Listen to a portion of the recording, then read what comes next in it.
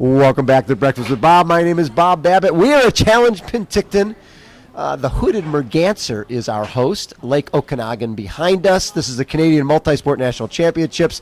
Next year, 6 ITU World Championship events over 10 days. The winner today of the mountain bike triathlon, Mr. Karsten Madsen. How you doing? I'm well, thanks. Thanks for having me on. Today's been a good day, so very well today. Very well today. You ran 31 minutes off the bike. That is, were you with other guys? I wasn't. I was free and clear. Actually, in the swim, I had, I think, about a 3-minute lead out of the water. Wow. So I had to motivate myself quite a bit to keep it going, because this really, I wanted to test myself as much as possible to what the Worlds will demand in 2017. Well, and you are going to Xterra Worlds. Yes. For the first time. For the first time, this October. Yeah. Yeah, it's been a pretty crazy year that I've done really well. I've had some breakthrough results. Why? Why do you think?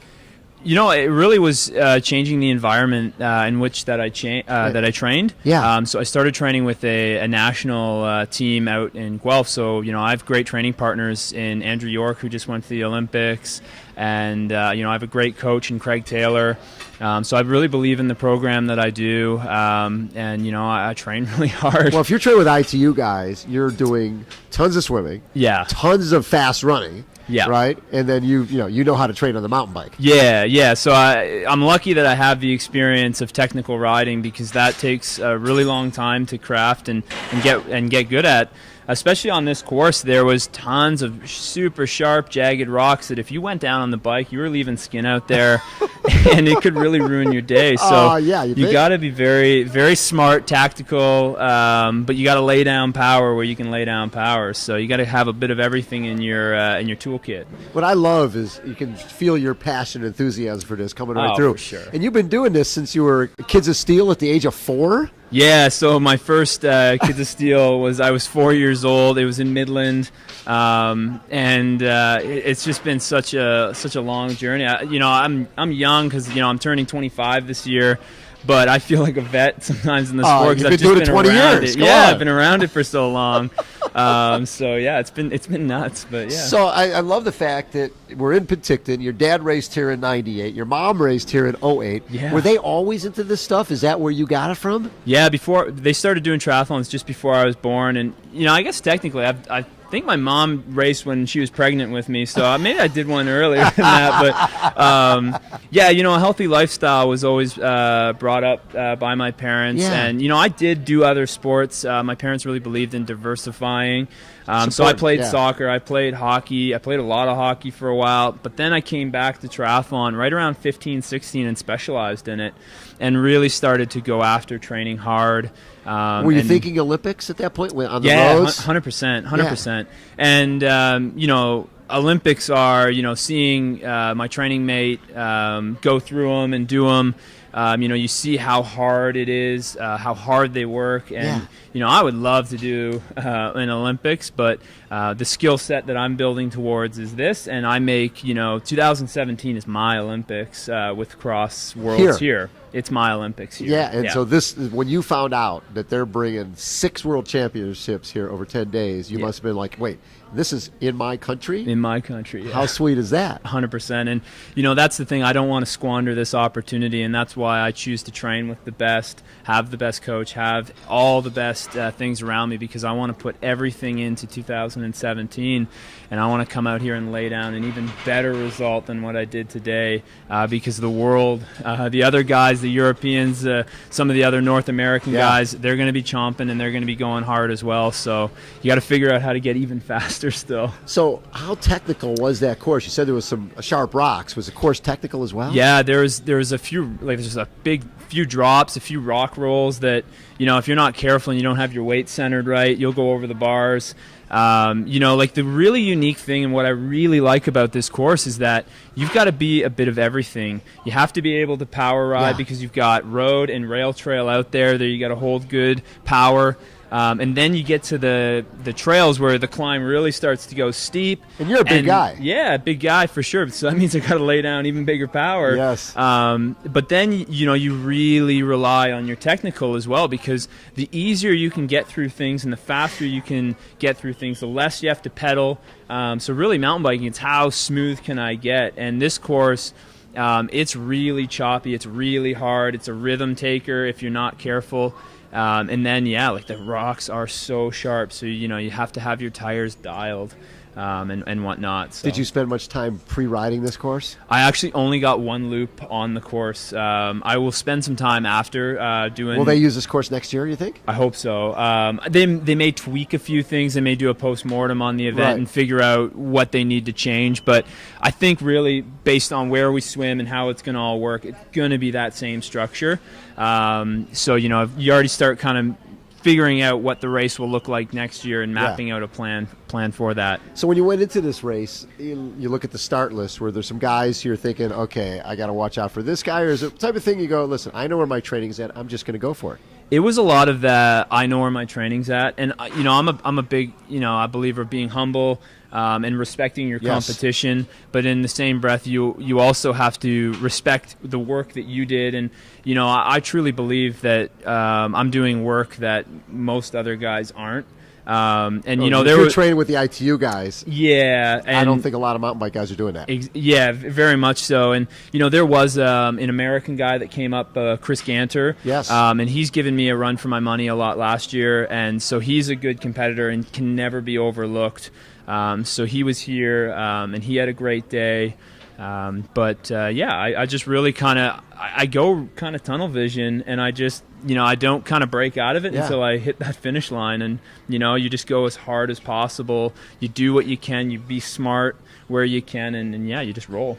So we have people call it mountain bike triathlon. There's Xterra. Yep. There's all different labels here for cross. So what do you like to call the event? We kind of just call it Cross Triathlon as a blanket, because Xterra is a brand underneath Cross Tri. Underneath Cross Tri. So we just label it as Cross Triathlon. Is kind of where we've fallen with that. But like that. So between now and Xterra, what are the plans? So I have the grand finale for the Pan American Championships. So right now in that series, I'm actually tied for second with a guy from Costa Rica, and the current world champ is leading. He has about 20 points on me. So I'll be going to Ogden, Utah pretty soon. Been there. Yeah, a phenomenal place. It's a great course, So I'll be going there to try and close out that series, and I want to hold second place in the series. So there's a little bit of work to be done. I go there pretty early to get adapted to the altitude. Yes. And then from that, I come back home. I do a massive prep towards Hawaii. Yes.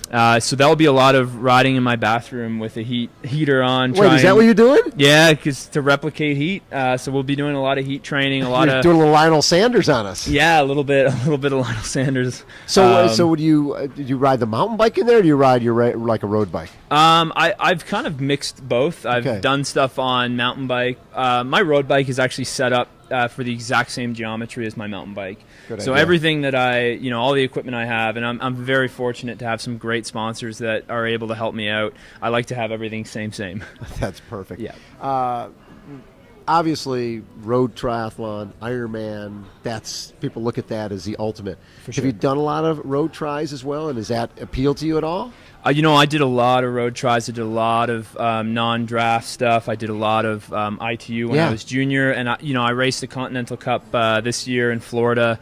It does appeal to mix it in to just get some good competition. Yes. And, I do always wrestle with maybe at some point I will do some non-drafting stuff to see where I stand. I did a little bit last year, but I didn't put the right time into it. And I respect what those guys do, because sitting in a time trial position in a very aerodynamic position is very tough. Similar to how it's tough to ride what we ride, with the mountain bike and whatnot. So, I respect respect every aspect of the sport. You know, whether you're an ITU guy, you have a skill set. Whether you're a non-draft guy, you have a skill set. Yeah.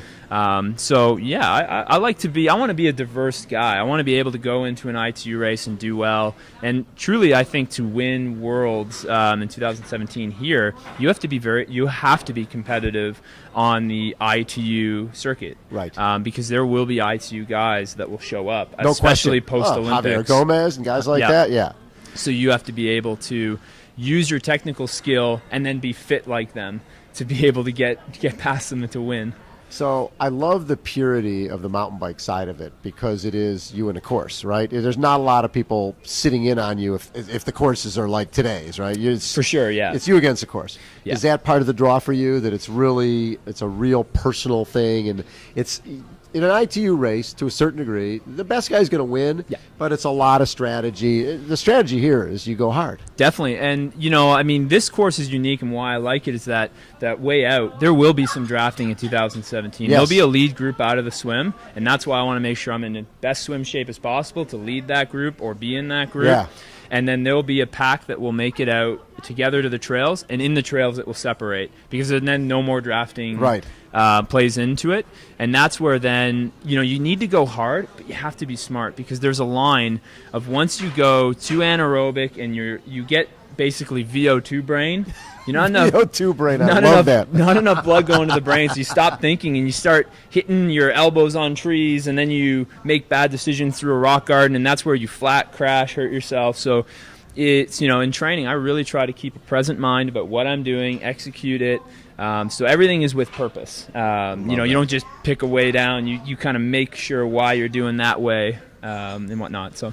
Well, Karsten, congratulations winning the Cross. Now, have you taken your parents to the dark side? Are they doing mountain bike now, or are they staying with the roads? You know what's funny? My mom's done an Xterra, and my dad actually did an Xterra just before I did. I think he did one in like 2006. Yeah. So it was when my dad did it that I was like, whoa, this thing is cool.